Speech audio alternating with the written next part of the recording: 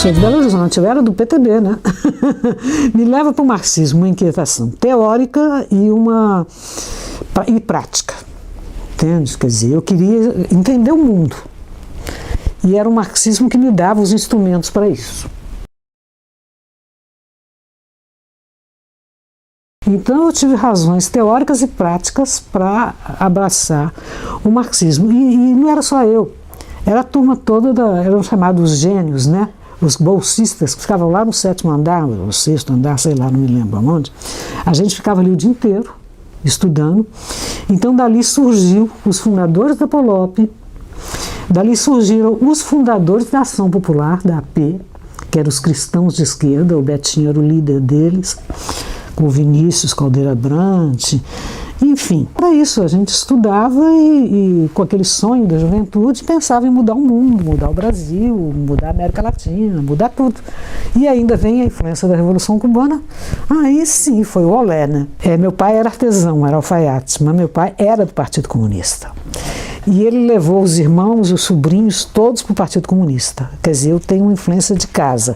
Mas em compensação, a minha mãe, que era católica, eu me lembro quando eu era pequenininha, eu ia à igreja com ela e meus outros irmãos abominavam o Partido Comunista, porque minha mãe era muito rica e o meu pai, como comunista,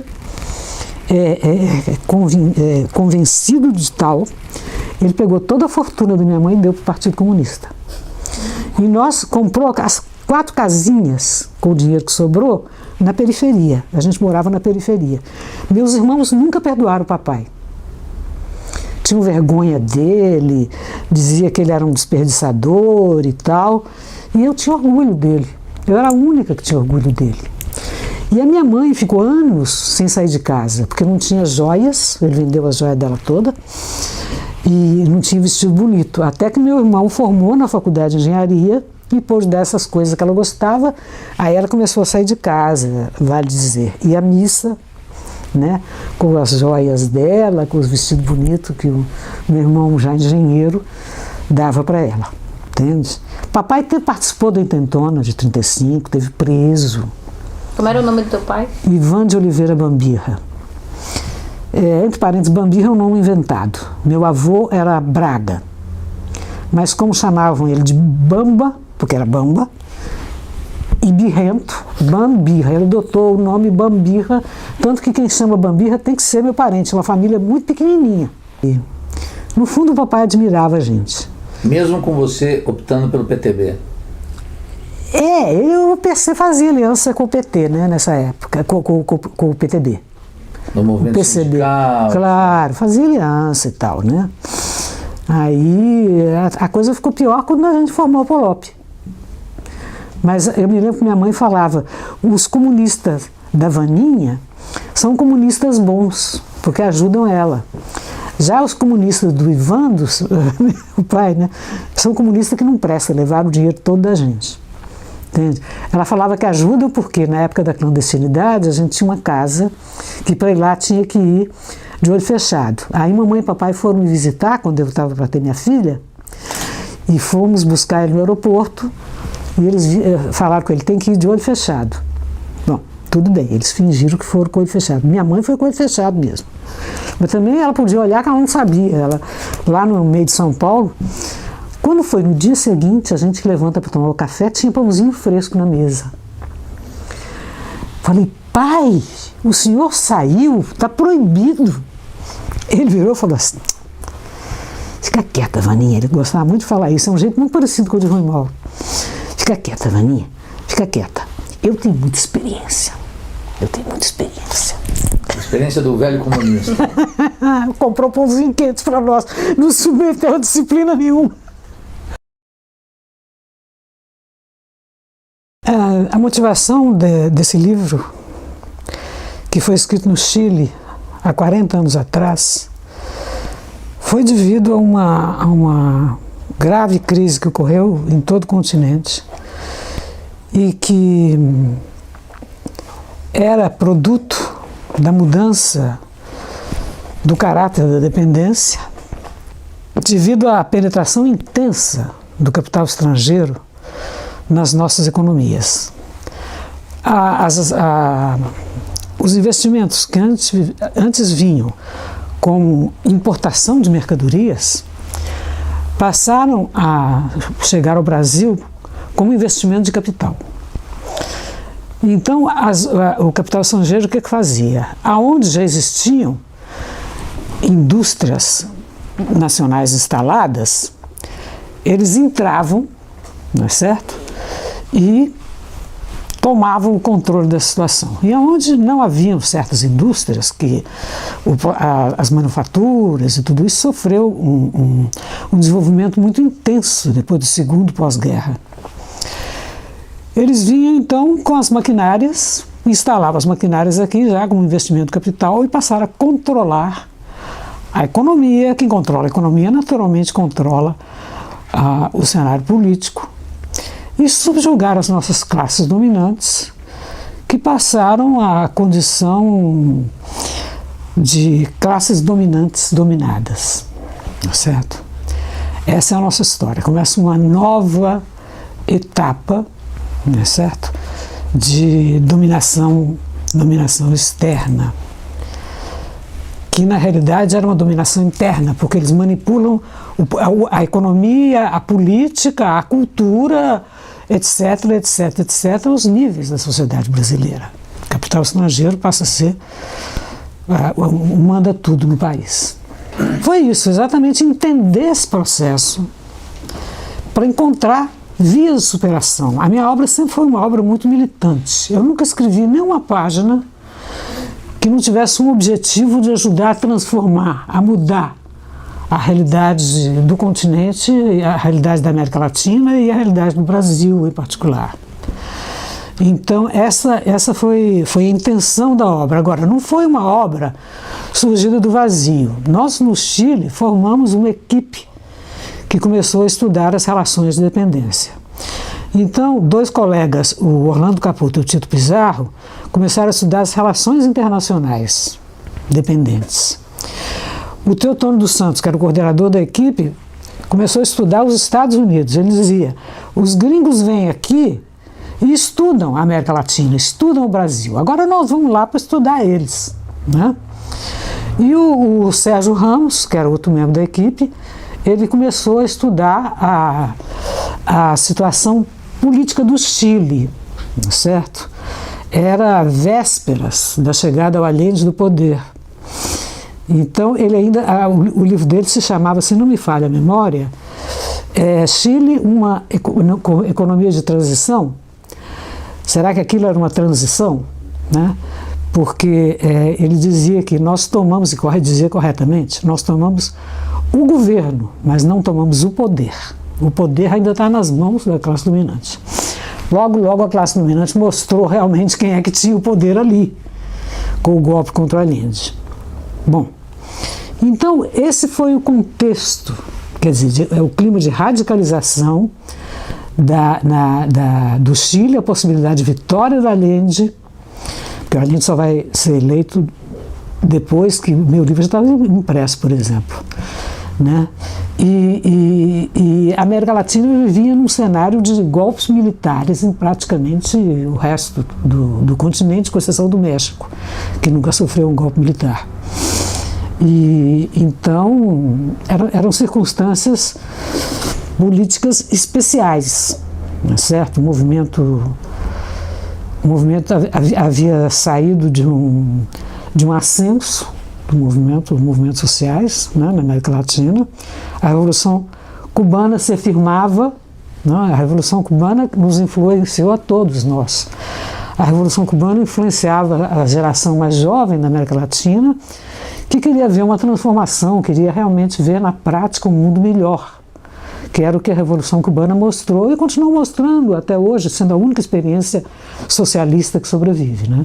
Vânia, além dessa questão do ímpeto na juventude da Revolução Cubana, o que a Revolução Cubana trazia de ruptura teórica, digamos assim, no campo das ideias da esquerda latino-americana? Ela golpeava fundo o reformismo pequeno burguês. Ela questionava não só a CEPAL, né, que realmente tratava de elaborar uma ideologia para uma burguesia nacional que deixava de existir, mas ela questionava também a concepção estratégico-tática dos partidos comunistas, não é certo? Que era uma concepção reformista. Dizia que a luta era contra o capital estrangeiro, o feudalismo, não é certo? E, enfim, então ela tinha de novo isso, ela acendia a tocha revolucionária no continente, mostrava que o socialismo era uma necessidade não só doutrinária, mas era uma possibilidade histórica, uma necessidade histórica. Isso era decisivo, isso foi um divisor de águas. Isso foi um divisor de águas definitivo. E hoje, 40 anos depois, quer dizer, você vê pela primeira vez essa tua obra, que eu considero que é a principal obra tua, publicada no Brasil. Eu diria, além do teu sentimento sobre essa publicação tardia, qual é o recado fundamental da tua obra para o pensamento crítico hoje, e para a esquerda brasileira hoje? Ela continua mostrando isso, que o socialismo é viável e é possível. Agora, a atualidade dela reside no fato de que ela trata de mostrar que os países latino-americanos, eles são iguais na desigualdade. Porque houveram países em que foram produtos de um desenvolvimento industrial. E houveram países onde a industrialização nunca chegou. E houveram países que a industrialização chegou, mas já controlada diretamente pelo capital estrangeiro, mas que o capital estrangeiro não quer instalar neles. Eu penso, por exemplo, na Bolívia, no Equador, indústrias pesadas, o setor 1 não quer instalar lá, porque são países que eles consideram com população reduzida, com muitas limitações. Então eles preferem escolher determinados países chaves, que já têm uma industrialização antiga, uma mão de obra formada, barata, não é certo? Eu faço uma tipologia, né, em que eu mostro que Brasil, Chile, Uruguai, Colômbia, México e Argentina, são 6 países que eu considero do tipo A, não é certo? São os países onde realmente o capital entra para a partir daí se expandir para a América Latina inteira. E os outros, que eram países tradicionalmente de enclave, quer dizer que a produção, em geral, de produtos agrícolas ou pecuários ou matérias-primas, não tem que ver, não gera o mercado interno. É a indústria que gera o mercado interno, não é certo? Então, esses são países que se desenvolveram muito menos, né? E cujas possibilidades históricas de desenvolvimento vai depender da capacidade de integração, um processo de integração continental, né? O Rui Mauro Marini já analisou isso num livro que se chamava América Latina, Integração e Desenvolvimento, se não me falha a memória, esse é o título do livro dele. Dependência e Integração. Dependência e Integração, exatamente. Como é que tu vês hoje justamente esses países do tipo B, como é o caso da Venezuela, Bolívia, Equador, e eles estão propondo uma outra forma de organizar a vida, tentando sair dessa lógica. Como é que tu observa? Pois é, e com muita dificuldade. Muita dificuldade. Você veja a situação da Venezuela. Não foi só porque o Chávez morreu. Quando se perde um grande líder, porque um líder não se faz do dia para a noite. Um líder é uma experiência acumulada das massas, não é certo? Que se condensa naquele indivíduo. Então a morte do Chávez realmente foi terrível. Mas não foi só isso. O problema do avanço do socialismo, e é muito interessante, isso tem que ser muito analisado e muito debatido, porque isso aconteceu em todos os países onde o socialismo triunfou. Desde a Rússia czarista, que tinha lá uma classe operária em Petrogrado, Moscou, e no campo era feudalismo, não é certo? Passando pela China, não é? Que era também feudal. Né? Na Rússia, o dramático, inclusive, que tinha um proletariado muito consciente, muito organizado em Petrogrado e em Moscou, mas esse proletariado praticamente desapareceu fisicamente. Com a guerra. Devido às 14 invasões de países estrangeiros ao território russo e devido à guerra civil, né? Então eles morreram lutando, defendendo o socialismo. Mas era um Estado operário sem classe operária. Vale dizer, um Estado que substituiu sua classe operária por burocracia. E isso é o começo da explicação de tudo, porque ocorreu a hecatombe. O caso venezuelano é o seguinte também, você tem 3, 4, 5 indústrias significativas. Uma delas, que foi renacionalizada, que é a do petróleo, não é certo? Mas para de contar, o Chávez tinha um grande apoio nos barritos, baxios, não sei como é que é a expressão de favela na Venezuela, mas a paisagem física na Venezuela, quando você entra lá, eu só estive na Venezuela uma vez, há muitos anos atrás, imagino que isso se agravou muito de lá para cá, sim, não é certo? É uma favela pura, cortada, um favelão, cortado de grandes avenidas. Então, a base de apoio do Chávez estava aí. Como é que você vai construir o socialismo em cima da miséria? O Lenin dizia, desesperado, né? O socialismo não pôde ainda mostrar o que ele veio. Não pôde mostrar as suas potencialidades, que são enormes, porque falta riqueza. O ouro é fundamental, ele usa todas as metáforas com o ouro e fala, no futuro, quando tivermos superado tudo isso, nós vamos construir privadas de ouro. Isso fala o Lenin, desesperado, para mostrar que o ouro não vale nada. Mas não se pode dizer, Vânia, que a Venezuela não tinha e não possui uma riqueza extraordinária só o petróleo. Do rentismo petroleiro. Ela vive da base do rentismo petroleiro para tudo, para solidariedade, para construir obras populares, as casas, as estradas, etc. Mas isso é muito pouco, não tem indústria manufatureira. Não tem classe operária na Venezuela. Então, que socialismo é esse sem classe operária? Vamos ter que escrever um novo Capital, mostrando como fazer uma revolução socialista sem classe operária. Digamos, nos anos 60 discutiu-se muito o conceito de marginalidade, porque já não se trata mais nem... Exército Industrial de Reserva já nem existe, hoje em dia mais. Porque cada vez, e sobretudo com o processamento da revolução científico-tecnológica, não é certo? A revolução científico-tecnológica, o que é? Ela foi estudada por uma equipe interdisciplinar da Tchecoslováquia, o Radovan Richta. Dirigida pelo Radovan Richta, e que mostra que o trabalho humano sai fora do processo produtivo. É um processo de robotização, máquinas e máquinas e máquinas fazendo todo esse trabalho. Então o ser humano vai poder dedicar-se ao lazer.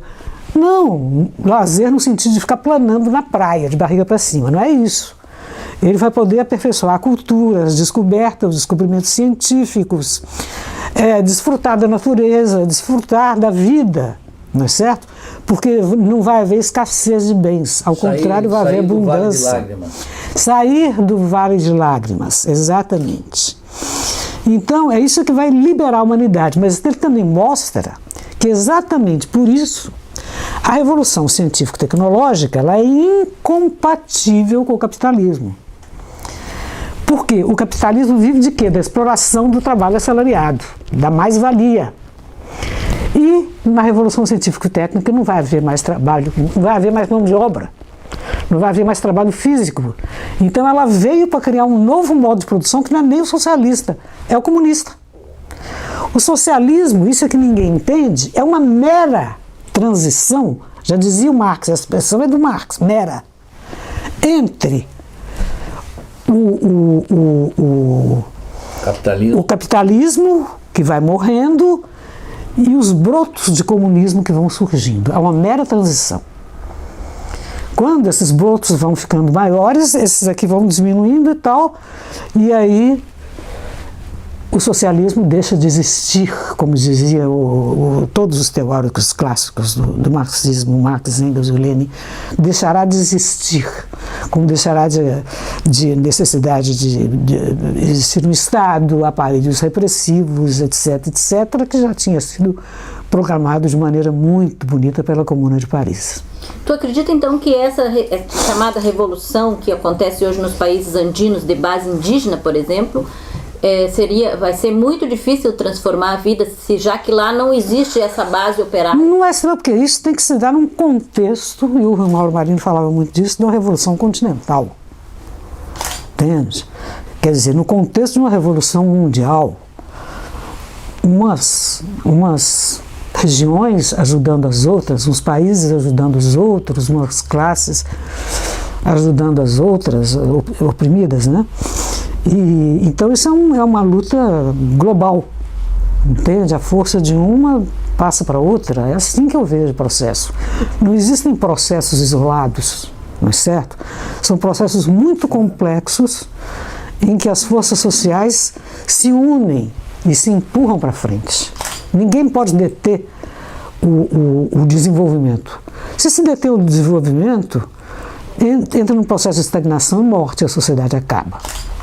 Ainda na perspectiva analítica do teu livro, você faz uma tipologia. Uma tipologia, em geral, tem uma legalidade na perspectiva de Max Weber. Como é que você, declaradamente marxista, compatibiliza essa tua perspectiva analítica, essa tua filiação teórica, com a escolha da tipologia para identificar as peculiaridades do desenvolvimento capitalista latino-americano? Eu não tenho nada com Max Weber, nada a ver com Max Weber, não gosto de Max Weber, li pouco Max Weber quando eu era estudante por obrigação acadêmica, só por isso. A minha tipologia é marxista. Eu tinha que criar, tem muitas tipologias realmente que são inspiradas de maneira weberiana. Mas o meu marca-passo é a luta de classes.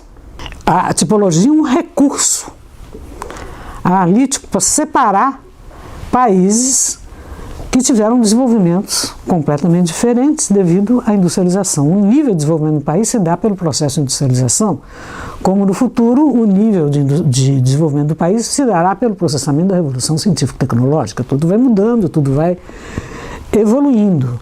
Então foi um recurso analítico, tanto eu falo tipo A, tipo B, para ficar bem, entende? E eu definia o que era país do tipo A pelo grau de industrialização. Eram países com industrialização antiga, que já começam desde o século XIX, Brasil, México, Argentina, o Chile, o Uruguai também, apesar de ser um país muito pequenininho, a Colômbia já nos anos 20, mas começa. E os outros países que não começaram até hoje um processo de industrialização ou que começaram com características radicalmente diferentes, que é o controle direto do capital estrangeiro. Esse foi o critério que eu explicito logo no começo, quando eu critico a tipologia do Fernando Henrique Cardoso e do Enzo Faleto. Eu acho que a teoria da dependência continua exatamente atual como nos anos 60, 70. Porque o Sartre dizia, né, que o capitalismo só será superado quando forem superadas as condições que o criaram. Eu também diria, parafraseando o Sartre, que a teoria da dependência só será superada quando for superada a dependência. Não é certo? Enquanto não for superada a dependência, a teoria da dependência é essencial para a compreensão dessa dinâmica das sociedades. E sociedades, nós estudamos na América Latina, mas, naturalmente, existem sociedades dependentes em outros continentes, em outras partes do mundo, que não era o nosso objeto de pesquisa, não é certo? Então, só mesmo quando for superado tudo isso, quer dizer, numa transição já avançada do socialismo para o comunismo e num processamento da revolução científico-tecnológica. A sociedade comunista não pode ser concebida com atraso. Ela supõe a abundância, como já intuía genialmente o Marx. Era uma intuição, ele não tinha como comprovar isso. A sociedade da abundância, o fim do Estado, todas as teses marxistas eram intuitivas. Não existia nenhuma experiência concreta que provasse isso. Tá? Então, digamos que não era ciência ainda. Porque ciência é o que se comprova. Desculpa, mesmo com crítica ao programa de Gotha, que digamos que é um... Aí é que está, é um documento intuitivo, maravilhoso. Crítica ao programa de Gotha é intuitivo. Ele fala da sociedade do futuro. Exatamente na crítica ao programa de Gotha que eu penso quando eu me refiro a isso. Que não são ideias científicas. Quer dizer, são projeções. Nesse sentido, quer dizer, como são projeções da realidade atual para o futuro, você pode dizer, tem um nível de cientificidade, sim, porque está prevendo como isso evolui. Mas você não tem como comprovar, são projeções. Vânia, no teu livro também tu falas do papel da classe média, né, nesse processo, dizendo que essa classe média está sempre ali numa balança, tendendo, ora, ficar do lado do proletariado, olha, ficar do lado da classe dominante. Como é que tu analisa esse fenômeno da classe média hoje no Brasil? Pendendo para que lado? A classe média continua em cima do muro. A classe média é o próprio muro. Entende? Ela vai ou para o lado da burguesia, quando a burguesia oferece uma perspectiva de desenvolvimento, ou vai para o lado da classe operária, quando a classe operária está a fim de tomar o poder, tem consciência de classe e toda essa coisa. Veja bem, esse movimento estudantil fantástico, que foi espontâneo, que começou com a luta pelo passe livre, não é certo? Atraiu a classe média, atraiu simpatia e depois acabou atraindo a simpatia de todo mundo. Porque ninguém queria ficar contra um movimento que o povo queria, que dava razão. E é muito interessante porque a presidente tinha antes uma margem inédita de aprovação e de repente despenca para os 20%. Então, as pesquisas estavam erradas. O que é que houve nisso aí? Que durante um mês, que foi o mês de junho, não é certo? A mulher baixa de 80 para 30, de 70 para 20, entende? Quer dizer, no fundo, o pessoal não estava gostando de nada disso não, entende? Não estava gostando não. Mas estava todo mundo dizendo que era bom, entende? Tinha o Bolsa Família, que é assistencialismo, mas o assistencialismo tem um limite. Primeiro que o Bolsa Família é o Bolsa Miséria. Não é certo? Quem é que vive com R$200, 200, R$300, que é o máximo que ela chega, por aí? Isso é uma miséria, isso é uma bolsa esmola, não é? Quer dizer, a pessoa recebe isso, mas o filho morre na fila do hospital, porque não tem hospital, não tem médico, não tem nada, e está todo mundo vendo isso. Depois, descobre-se o petróleo, uma riqueza fantástica, que eles, inclusive, no primeiro momento, apregoam que aquilo vai tudo para a educação. E resolve, que o Fernando Henrique tinha entregado tudo para o capital estrangeiro. Foi o governo mais intelectual, sofisticado, entregou o Brasil para as multinacionais, certo? Aí veio o Lula, ficou contemporaneizando, veio esse poste que ele indicou, e ele ganhou porque ele indicou, porque essa mulher nunca tinha sido política, nunca tinha feito política, não sabia nem falar em público, como ela não sabe, ela lê tudo, todos os pronunciamentos dela são com teleprompter. E veio essa mulher e resolve entregar o pré-sal, que é uma riqueza colossal para as multinacionais. E não é só o pré-sal. As rodovias, as ferrovias, os aeroportos, é uma vergonha. O que essa mulher está fazendo aí? Agora, cuidado, porque também ela ser tirada de lá por um golpe é um retrocesso. Eu acho que ela não vai ser nem candidata à reeleição. Ela não tem estatura para isso. Ela está desmoralizada o suficiente para isso. Mas o fora Dilma é uma palavra de ordem perigosa, que pode levar ou ao anarquismo ou ao fascismo. Mas não pode ser por essa característica mesmo do governo Dilma, que é uma consequência do governo Lula, uma alternativa conveniente para a classe dominante brasileira mantê-la? Eu acho que ela começa a incomodar a classe dominante brasileira na medida que ela está provocando essas manifestações gigantescas. Porque, no fundo, essas manifestações gigantescas não são pelo passe livre, não são pelos 20 centavos de diferença. A gente não nasceu ontem, né? Eu, pelo menos, nasci há 73 anos. Já vi muita história, muita coisa rolando aí por debaixo da ponte. Entende? A classe dominante prefere governos estáveis. Lula. Entende? Não sei. Eu acho que ele tem medo de se candidatar, porque um dos articuladores do Mensalão já denunciou que ele pegou dinheiro para ele pessoalmente.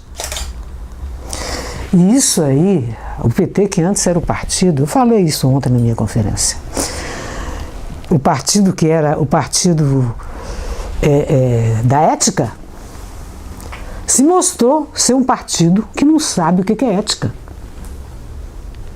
É um partido de mensaleiros, de gente que está furtando dinheiro público. E o Lula foi o que, conivente com tudo isso, que vai me dizer que um chefe de gabinete, que um Zé Dirceu sabe de tudo e o presidente não sabe, então fez o outro de bobo, porque na melhor das hipóteses, o Lula foi feito de bobo. E como eu acho que ele de bobo não tem nada, a necessidade histórica do socialismo é líquido certa, porque o capitalismo se transforma num regime reacionário. Reacionário não do ponto de vista de reacionário de direita, mas reacionário do ponto de vista de entravar o desenvolvimento das forças produtivas, porque o capitalismo não pode levar adiante a revolução científico-tecnológica.